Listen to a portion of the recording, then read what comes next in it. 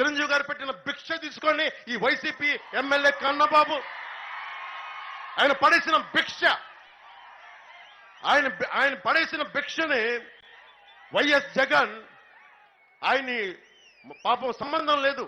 Cinema నటులకి ట్రేడ్కి, cinema హీరోలకి సంబంధం లేదు. దానికోసం ప్రొడ్యూసర్ గిల్డ్ ఉంటుంది. చిరంజీవి గారిని అహంకారంతో జగన్ మహేష్ బాబుని, ప్రభాస్ గారిని, చిరంజీవి గారిని రమ్మని పిలిచి వాళ్ళందరిలో కూర్చోబెట్టి వీడియోలు తీయించాడు. మీరు నన్ను బతిలాడండి, అది వీడియో తీసి బయటికి పంపిస్తా. కన్నబాబుని ఒకటి సిగ్గుందా కన్నబాబు నీకు? ఏం బతుకునేది? భిక్షం పెట్టిన నీకు చిరంజీవి గారిని ఆ నీచుడు కూర్చోబెట్టి కింద అడ్డగోలుగా నువ్వు అన్యాయం అవమానం చేస్తావు. నీకు సిగ్గురాలా? నీకు ఆయన పెట్టిన భిక్ష నీకు అనిపించలేదా? నీకు ఆయన వెనకేసి రావాలన్న బాధ కలగలేదా నీకు? ఇలాంటి వాళ్ళని గెలిపిస్తామా? ఇక్కడికి ఇంతమంది దోపిడీ చేసిన వ్యక్తిని గెలిపిస్తామా? మనం మత్స్యకారులకి ఇంత ద్రోహం చేసిన వాడిని గెలిపిస్తామా?